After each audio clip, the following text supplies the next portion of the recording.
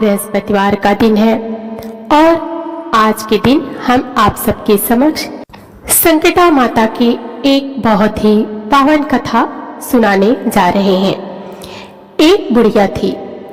उस बुढ़िया का एक बेटा था जिसका नाम था रामनाथ। रामनाथ धन कमाने के लिए प्रदेश चला गया।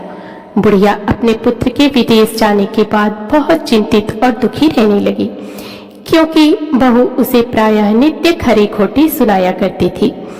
इसलिए बुढ़िया प्रतिदिन चिंतित और उदास रहती थी और घर के बाहर स्थित कुएं पर बैठकर रोया करती थी। बुढ़िया का यह क्रम रोज चलता था। एक दिन कुएं में से दिए की माँ नामक एक स्त्री निकली और उसने बुढ़िया से पूछा, बूढ़ी माँ, तुम इस तरह क्यों बैठ के रोती हो? तुम्हें किस बात का कष्ट है? तुम मुझे अपना दुख बताओ, मैं तुम्हारे दुख दूर करने का प्रयत्न करूंगी। बुढ़िया ने उस स्त्री का प्रश्न सुनकर कोई जवाब नहीं दिया और रोती रही। दिए की माँ बार बार एक प्रश्न दोहराई जा रही थी। वह बुढ़िया इस बात को सुन के झुंझला उठी। उस बुढ़िया ने दिए की माँ से कहा, तुम मुझे बार बार ऐसा क्यों पूछ रही हो? क्या सचमुच ही तुम मेरा दुख जानकर उसे दूर कर दोगी? बुढ़िया की बात सुनकर दिए की माँ ने उत्तर दिया, मैं अवश्य ही तुम्हारे कष्टों को दूर करने का प्रयत्न करूंगी। बुढ़िया ने दिए की माँ का ऐसा आश्वासन पाकर कहा, मेरा बेटा कमाने के लिए परदेश चला गया है। उसके पीछे मेरी बहू मुझे बहुत बुरा भला कहती है। यही मेरे दुख का कारण है। बुढ़िया की बात सुनकर दिए की माँ ने कहा, यहाँ के वन में संकटा माता रहती है। तुम अपना दुख उनसे सुनाकर कष्ट से छुटकारा पाने के लिए प्रार्थना करो। माँ बहुत दयालु है, दुखियों के प्रति दुख सहानुभूति रखती हैं, बहुत सहानुभूति रखती हैं। निसंतानों को संतान, निर्धनों को धनवान, निर्बल को बलवान और अभागों को भाग्यवान बनाती हैं। उनकी कृपा से सौभाग्यवती स्त्रियों का सौभाग्य अचल हो जाता है। कुंवारी कन्याओं को अपनी इच्छित वर की प्राप्ति होती है। रोगी अपने रोग से मुक्त होते हैं। इसके अलावा जो भी मनोकामना हो वह सभी को पूरा करती हैं। इसमें कोई संदेह नहीं है। दिए की माँ से ऐसी विलक्षण बात सुनकर बुढ़िया संकटा माता के पास गई और उनके चरणों पर गिरकर विलाप करने लगी। संकटा माता ने बड़े ही दयालु होकर बुढ़िया से पूछा, बुढ़िया, तुम किस कारण इतने दुख से बार बार रोती रहती हो? बुढ़िया ने कहा, हे माता, आप तो सब कुछ जानती हो, आपसे तो कुछ भी छिपा नहीं है। आप मेरे दुख को दूर करने का आश्वासन दें तो मैं अपने दुखद गाथा आपको सुनाऊं। बुढ़िया की बात सुनकर संकटा माता ने कहा, मुझे पहले अपना दुख बताओ। दुखियों का दुख दूर करना ही मेरा काम है। संकटा माता के ऐसा कहने पर बुढ़िया ने कहा, माता, मेरा लड़का परदेश चला गया है। उसके घर में ना रहने से मेरी बहू मुझे बहुत तरह तरह की सुनाया करती है। उसकी बातें मुझसे सहन नहीं होती। इसी कारण परेशान होकर मैं बार बार रोया करती हूँ। बुढ़िया की इस दर्द भरी कथा को सुनकर संकटा माता ने कहा, तुम घर जाकर मेरे लिए मन्नत मनौती मांगकर मेरी पूजा करो।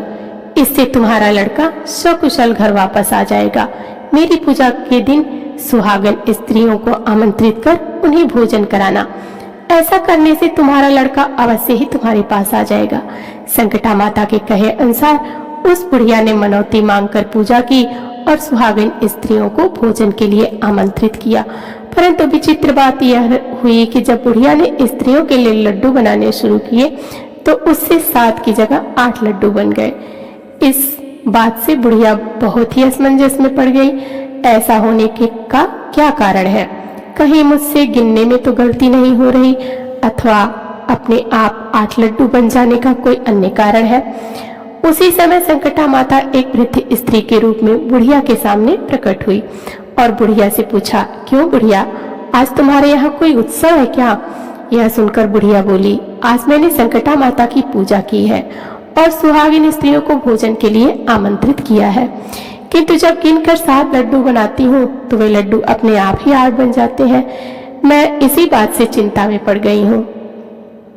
बुढ़िया की बात सुनकर संकटा माता ने कहा, क्या तुमने किसी बुढ़िया को भी आमंत्रित किया है? बुढ़िया कहने लगी, नहीं, मैंने ऐसा नहीं किया। परंतु तुम कौन हो?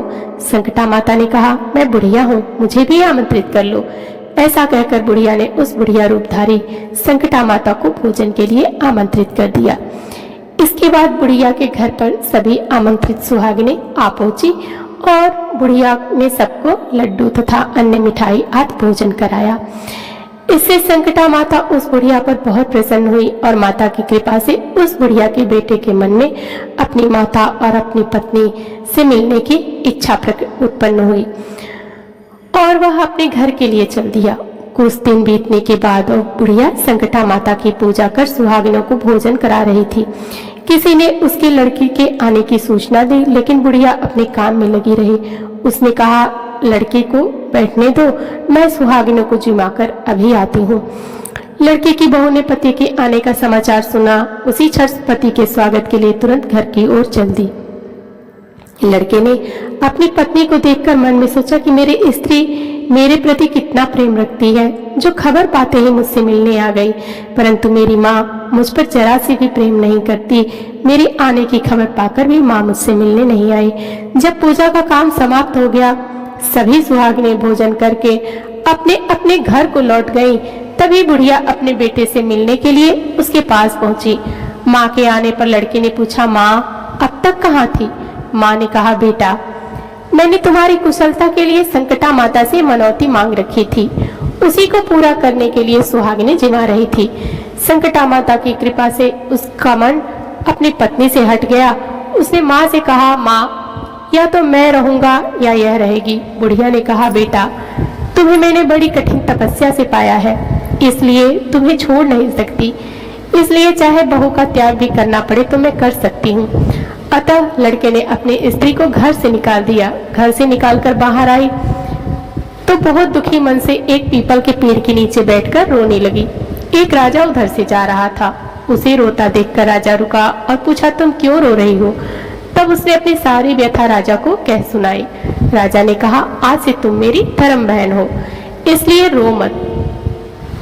मैं तुम्हारे सभी कष्टों को दूर करने का प्रयास करूंगा। यह कहकर राजा उस स्त्री को अपने महल में लेकर आया।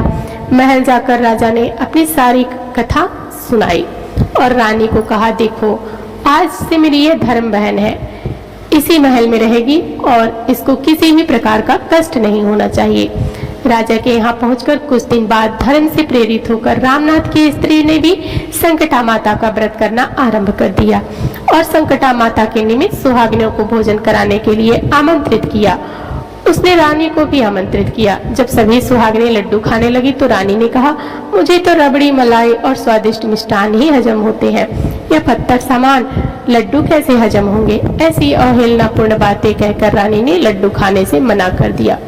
कुछ समय बाद संकटा माता की कृपा से रामनाथ अपनी पत्नी को खोजते हुए राजा के महल में आया।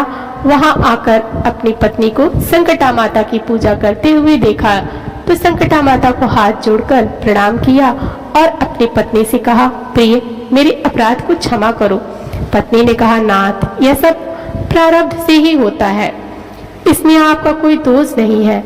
आप मेरे ईश्वर हो, आप मेरे अपराध को क्षमा करें। यह कहकर दोनों ने विधि पूर्वक संकटा माता व्रत कथा सुनी, संकटा माता की पूजा की। पूजा को समाप्त होकर सुहागिनों को जिमाकर दोनों पति पत्नी अपने घर की ओर प्रस्थान के लिए तैयार हुए। जाते समय रामनाथ की स्त्री ने राजा रानी से कहा, जब मुझ पर दुख पड़ा था तो आप लोगों ने धर्म बहन बनाकर मुझे आश्रय दिया।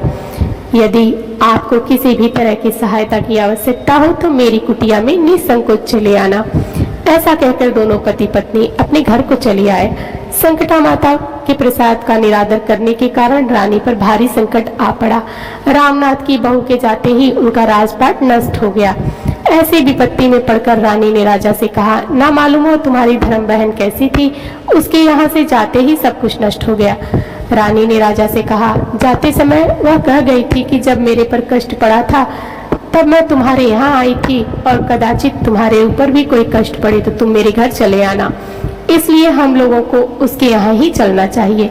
ऐसा विचार कर राजा रानी दोनों ही अपनी धर्म बहन के घर चले गए। वहां जाकर रानी ने कहा, बहन तुम्हारे जाते ही ऐसा क्या हो गया कि हमारी सारी संपत्ति नष्ट हो गई हम लोग बहुत परेशानी में पड़े हुए हैं। रानी की बात सुनकर रामनाथ की स्त्री ने कहा, बहन मैं तो कुछ नहीं जानती, मेरी सब करता धरता संकटा माता है, इसके अतिरिक्त कोई दूसरा नहीं है। इसलिए मेरी राय में तुम संकटा माता से अपने भूलों के लिए क्षमा याचना करो, उन्हीं की मान मनौती से तुम्हारा काम बन जाएगा, तुम्हारे सारे बिगड़े काम अपने आप सुधर जाएंगे। रामनाथ की स्त्री की बातें सुनकर रानी ने श्रद्धा भक्ति से संकटा माता का व्रत किया और सुहागिनों को जिमाकर अनजाने में हुई अपनी सब भूलों के लिए संकटा माता से बार बार क्षमा मांगी।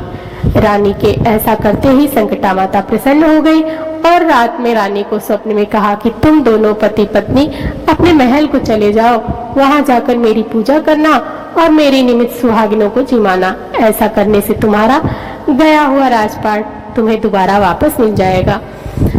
सुबह होते ही रानी ने अपने स्वप्न की बात राजा को बताई। रानी की बात सुनते ही राजा उसी क्षण रानी को साथ लेकर अपने महल की ओर चल दिया।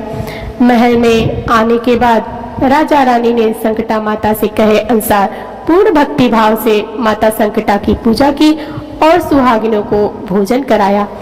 ऐसा करने से उनका बिगड़ा हुआ सारा काम सुधर गया और सारा राजपाट उन्हें वापस मिल गया और वह पहले की तरह राज्य को भोगने लगे। तो बोलो संकटा मैया की जय। तो प्रिय भक्तजनों, आइए आप भी हमारे साथ संकटा माता की आरती करिए।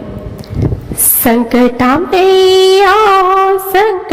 मैया तेरी आरती उतारूं, संकटा मैया चंदन चौकी आसन लगाऊं, गंगा जल स्नान कराऊं, चंदन चौकी आसन लगाऊं, गंगा जल स्नान कराऊं, चढ़ाऊं मैं 16 श्रृंगार मैया तेरी आरती उतारूं, संकटा मैया तेरी आरती उतारूं, संकटा मैया। सोने का कलशा दीप जलाऊं, सोने का कलशा दीप जलाऊं, 7 सुहागिन निवत कराऊं, 7 सुहागिन निवत कराऊं, महिमा तुम्हारी सुनाऊं मैया तेरी आरती उतारूं, संकटा मैया तेरी आरती उतारूं, संकटा मैया। लाल पीले फूल पानी बेला चढ़ाऊं, लाल पीले फूल पानी बेला चढ़ाऊं, खोया लड्डू का भोग लगाऊं, महिमा तुम्हारी सुनाऊं मैया तेरी आरती उतारूं, संकटा मैया तेरी आरती उतारूं, संकटा मैया।